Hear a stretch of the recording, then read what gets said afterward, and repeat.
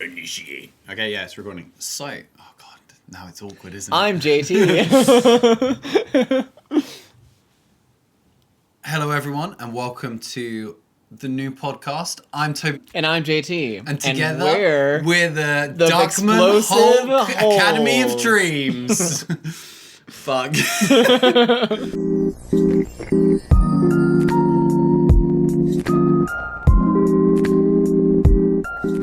Hey everyone, welcome to Rules as Written, the new podcast from two handsome devils. I'm Toby. I'm the handsome devil. Hey. And we are going to be looking in this podcast at the rules of D&D and how you can apply them and also the kind of social aspect. So, JT, what do you like about D&D? All right. It's all right, I guess. So, this first episode, we're going to try and do a kind of introduction to D&D, the whole shebang. If you've only got 15 minutes to tell someone what D&D is, how to play it, send them this episode, and hopefully we'll do a good job. So the first thing we should go over is the basics. I think dice is a good place to start. What do you think? Sure. Yeah. I mean, every game's got some physical thing. That's the first thing I'll touch. So yeah, D&D uses 7 dice that are in a wonderful myriad of shapes and sizes. Yeah, especially the one that you lost. So dice is the basis of any D&D game, really. You have your 7 dice, and each of them are denoted throughout the rules by a D number. Now there's going to be 2 numbers. You'll have the number of dice that you're rolling, a D, and then a number denoting the number of sides on the dice. So your standard dice is a 1d6, a 6-sided dice. You'd roll one of them. If it was 2 standard dice you're rolling, what would it be, JT? 2d6. Hey, pop is passed. Oh God, I had to write that down. So yeah, the most common would be 1d20. You'll be rolling them all the time. Anyway, that is honestly the very basics that you need. That and a pen and paper. Going on to the pens, sheets, character sheets. Now you may have seen some of these. They have a load of text, a load of numbers on them, and we are going to go through all of them eventually. But right now we're just giving a quick overview of what's the biggest thing that jumps out to you on a D&D sheet? Well, when I first saw a D&D sheet, that was on Joss's campaign, and I remember she had to hold her hands through it because when I first saw it, it was just a lot of information and a lot of blank spaces, and that was really kind of intimidating. Yeah. I think when we filled it out, we went from left to right, which was kind of nice. Yeah, on the left-hand side, you'll see the main skills, which are strength, dexterity, constitution, intelligence, wisdom, and charisma. We'll come back to those. You'll also see some of the minor skills around, as well as the saving throws. These are really the meat and potatoes of D&D. That and the top boxes. The rest of it is more kind of character building and reminders for rules specific to your characters. So I feel the real core of like the gameplay of D&D is really on the left-hand side. So it's a good place to fill out first. Yeah, the left hand has like the numbers and stats more. And then the right hand has more kind of like attributes and text and stuff like that. Yeah, over on the right-hand side, you'll find things like your ideals, your bonds, and your flaws, which I've played in campaigns where, in fact, the one we do now, we don't fill them out at all. We kind of just play through them and develop them like as we go, really. Yeah, actually the first campaign that I played, I filled out every single box very detailedly, and I was very disappointed actually when it didn't turn out to be very relevant. I also, it was like in part because it's not relevant to the campaign that I was playing, but it was also because it wasn't relevant to me as I started playing my character. It was just different. So I find that it really does kind of fall into one of 2 categories. Either you're paying a lot of attention to them, or eventually they kind of fall by the wayside as you create more flaws and develop your character more in a game. I've played in some games where you're creating a character that you are playing that isn't you. You need to develop every aspect of this character before you come in. And people do this to varying degrees. So I've played in some games that use the ideals, bonds, and flaws as key parts of the whole campaign. So you design them all before you get into the campaign, and you really stick with them. And they can change as you go, but you really have to adhere to these as you roleplay. And you'll get bonuses from the DM sometimes for doing so. Is that something that you established with your DM like early on? Yeah, that is definitely something that should come up in session 0, which we'll have an episode on later. Episode 0. It should have been, shouldn't it? But yeah, I mean, that's really the character sheet in all. We're going to go through each part of it individually when we get to it. We'll have episodes on everything, but right now that's our overview. I know, JT, you like having digital sheets. Yes, I do. See, I'm a pen and paper guy. This is all right, we're getting into the gloves are off. We're going straight into it. So I'm a DM. I currently DM JT in our normal game, and I hate digital sheets. I don't like people having their noses in their phones. I like everything on pen and paper. I like being able to scribble everything out. I personally like the kind of, when I'm playing as a character, as a PC, I like the visceral feel of it, having a sheet and just being out of the kind of digital world. So how does it affect you as a DM when other people are using electronic sheets versus pen and paper? So what I see a lot of, and it's not everyone by all means, but a lot of people will, and this is like, I understand it makes me sound like a bit of an arsehole as well, but like you can see they're on their phones or their laptops and they're looking at something else. Like they're not quite paying attention, and they'll come back and you've got to kind of rope them in, which can sometimes just be not much at all. Most of the time it's nothing. Normally they just come back in, they haven't missed anything, but sometimes they'll miss something key and you've got to play the last like 10 minutes. So it's like the distracting element. Yeah, there is a distraction to it. Also, I think the way people use them almost as a barrier to other people. They'll have their laptop up in front of you, create a physical barrier. And I can get it sounds a bit like wishy-washy or whatever, or having their phone up. When you have a piece of paper that you can pass around easily if people need to look at your stats or whatever, or you can just spin around, there it is, instead of shuffling around a laptop or handing over a phone. I think it's a more, everyone's on the same playing ground. No one's on different devices. Everyone has the same type of paper. Everyone has the same pencils. It's a small difference, but I think it has kind of big ramifications to the flow of a game. So then what does that mean for things like, because I don't just use an electronic character sheet. Oh no. I use an electronic treasury and an electronic inventory, an electronic spell list, like all of that stuff is digital, baby. Like, so again, what is the advantage then of having all of this on pen and paper without having the convenience of this all existing on your phone? I'll concede that a lot of it is kind of unfeasible for the most part. Like when you have the other options available. We're currently 14th level. Are you guys 14th level? I should really know that. 13th, 14th? Yes, yeah. We are now. Yeah, I mean, at that point you have so many abilities and spells and things to keep track of that people do forget them, especially if you have them on multiple sheets of paper, especially when you've had those pieces of paper for, how long have you had your sheets? 2 years now? In some cases, yeah. We've been playing this campaign for 2 years.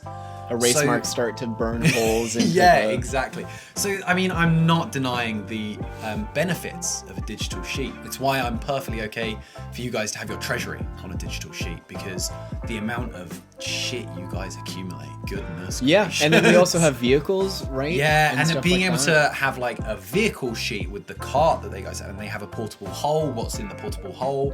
They have 2 portable holes, actually. What's in each one. And also spell books, being able to just flick it up and it just be there. That is just a godsend, really. I remember playing long before that, when I was like 12 or whatever. Got to fight over the player's handbook. Yeah, and it does slow down the game. And once you start having a digital version of that, it's hard to go back. I think a good middle ground that we have in our game, at least for me personally, is that I manage all of the like kind of accounting, all of the numbers stuff that I don't want to really do, like things like keeping track of the whole lexicon of spells and all of the money and transactions and stuff that happen. Those can be electronic because those can happen in like 3 seconds on a phone as opposed to like much longer on pen and paper. But I do like having little personal booklet character sheet. Oh, so I found on Reddit this kind of little personal character sheet. It's a booklet. It's 8 pages. It's basically an A4 that you fold up to 8, like those old Microsoft Publisher Christmas cards. Yeah. And it just has. How do you find that? Because I've never used them. I like it a lot. It is not all of the information on your character sheet. It kind of is like trying to take all of the information of a character sheet and then boiling it down to like what are your top 10 most used things, and then focusing on that. Like there's a section on just cantrips, right? Not spells. It doesn't have all your spells. It just has cantrips. Yeah, right? I mean, those are going to be the things you use the most. It tries to predict the things that you're going to use like very frequently, and then have like that. And I like that because it's like a very easy reference point, and it keeps it like a small phone-sized thing. Yeah. that you can just have to flip through for all of your main things that you do on a day-to-day basis. Yeah, and I think that's kind of what makes the happy medium, is that the character sheets, which is by far and away the thing you're going to be referring to the most, we use on paper, but you only use the digital spell books when you're casting a spell, or when you're bringing things in and out of an inventory. So those are much less frequent. There are also alternatives to that. Spell cards. I've used spell cards in the past. Those are pretty great.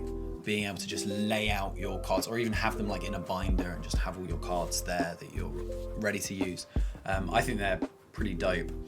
I don't have a good system for an inventory though.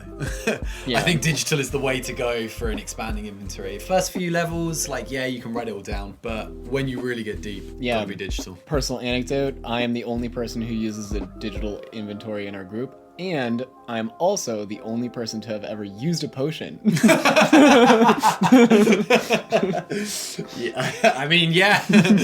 I remember that. Potion of haste. So the next thing we were going to touch on is the flow of the game as you play. So JT, as a PC, what is your experience when you play D&D? What actually happens?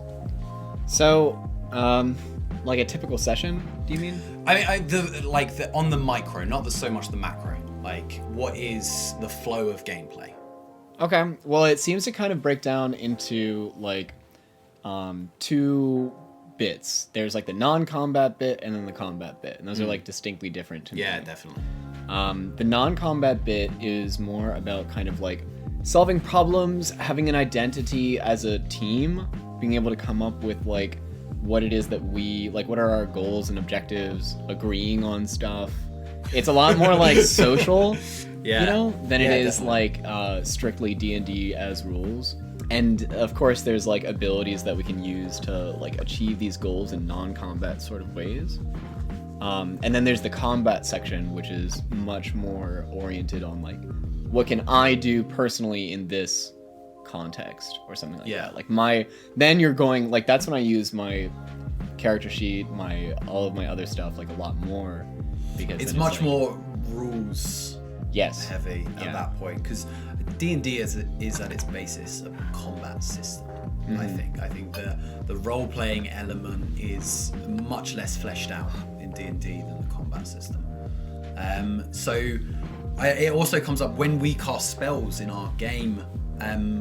As long as you can reasonably pitch it to me, I'll accept any spell effect, really. If you can read the description of the spell and it like works out to what I think would happen, I think it's reasonable as a DM, then I'll accept it. Like maybe like hand waving some of the letters of the law, as it were. But in combat, I mean, when things are much more built around stats and HP, and you have numbers that you have to make be 0, then you've got to make it a bit more mathy, I guess would be the word. So how does, again, from a player standpoint, what is the like interaction with me? So what's my job? Most of the time I feel like you phase in and out of existence. That's interesting. Like you take a presence when you establish something, right? You establish the environment, right? Like there's usually like a point in every new place or new whatever where you kind of lay down the land of like what we're looking at, where we are, and establishing like some basic things like that. So that's when you're very like present. Like we're all paying attention to you, and you usually give us something to work with. Then we receive that like, you know, ball of clay, and we try to kind of like work with it, and create some kind of story or like idea of what we want to do from there. Yeah, I think at its heart, D&D is a collaborative storytelling experience. I think beyond anything, that's what it is. At its best. Yeah, definitely. at its best. I've definitely played in games that were just fight. I move 5 feet and I invoke this Dungeons and this and Dragons. Yeah, it is dungeons and there are dragons and that is all there will be. But I definitely think D&D at its best, and the most fun I've had, and all the stories that you see online and the memes, it all comes from the roleplay aspect, which at its heart is just skill checks. But we'll come back to that. Talking about skill checks, I think it's important to touch on some of the very basic mechanics at the core of D&D, which is the rolling of dice, what type of dice rolls there are. So there are skill checks. JT, what's a skill check? A skill check is something that your DM makes you do so that you fail at something. Yeah, basically, you'll see on your character sheet, there'll be all those skills. If one of them is animal handling. For example, if you want to ride a horse, I might make you take an animal handling check, and we'll see if you pass. To pass, you've got to roll equal or higher than a DC, which is a difficulty class, which is at its core a kind of arbitrary number that you have to roll higher than using your skills, which add numbers to your given dice roll. That's your skill checks. You have saving throws. What's a saving throw? Hit me with it. A saving throw is when your DM throws something at you that you get to see whether or not you succeed or fail in preventing. Basically. Yeah, it's, like, if there is a danger coming towards you, then how do you deal with that danger? And they relate to the 6 basic stats, not so much your skills. So I've seen you do a combination of, sometimes you'll have a saving throw when it's like, there's some event that happens, like a dragon shoots a fireball at you or whatever. And then you'll make us make a kind of saving throw. But is there ever a situation where like a player can change that saving throw depending on what they want to do to react to these things? Yeah, definitely. I think one of the key things as a DM is to always be open to something players pitch. And that doesn't mean say yes to everything, because goodness gracious, players pitch some bullshit. But if they can give me something that they do, like if you can give me a reason as to why that should be a constitution check, maybe like you have some curse on you that makes you made of stone and this fire breath wouldn't do much to you. Maybe I should just withstand it. Like, would that apply to something like getting behind your shield? Would that turn into like a constitution? I think that falls into the dexterity. How quickly you raise your shield. Okay. I think when it comes down to when it gives you a check like that in the rules, how you flavor it is kind of up to you. But I think there's many ways to cut that pie, as it were. Okay. So yeah, that's your saving throws. The other one is attack rolls and damage rolls. Attack rolls we use to hit, to see if you can hit something. You're rolling against someone's AC, which is basically their armor class. Those are the things that people will ask you the most about as to what do you add to that modifier. Yes, people get this mixed up all the time. Throughout D&D, you only add things, for the most part, to your attack rolls. A lot of things will add things to attack rolls, and not so much will add things to damage rolls. Unless you're a barbarian. Exactly. There's obviously a wealth of exceptions, like special armors, special weapons and all that. But for the most part that I see, you are more likely to get a plus to your attack roll to hit than you are to your damage. Like if you add your proficiency, it will normally be to the attack roll than to the damage or whatever. Obviously, there's a million exceptions to everything. But I think those are all the main checks, the main dice rolls. Have I missed anything? Right, so like going through the character sheet, we've gotten like the saving throws, skill checks, attack rolls. Those are like the 3 big things. Yeah, I think those are, I mean, there's a load of other dice rolls, but that's the meat and potatoes of D&D. Okay. What is a proficiency, by the way? You mentioned that earlier when you were talking about skill checks. So a proficiency, when you create your character, you'll be given an opportunity to choose proficiencies through a myriad of means. There's 3 different ways when building your character to get proficiencies that we'll go into. But they basically mean that you add your proficiency bonus, which is a number that goes up the more levels you have. So for the first few levels, you'll just get a +1. Then it will go up to a +2. If you're proficient in that skill that I'm asking you to roll a skill check for, then you will add your proficiency bonus to that roll. It maxes out at a +6. We play a variant though, don't we, JT? Yes. Do you want to talk about the variant? You can give us your thoughts on it. Mixed feelings, actually. It is popular with our group though. So the variant that we play is that we have a dice roll that we make on proficiency checks instead of what normally is a static number that you just add. Yeah. The dice roll means that you could potentially get a lot more than your like normal proficiency bonus whenever you do something like attack or make a skill check. But it could also be lower. So it adds kind of a degree of randomness to the success or failure. Which definitely gets wider the higher up you go.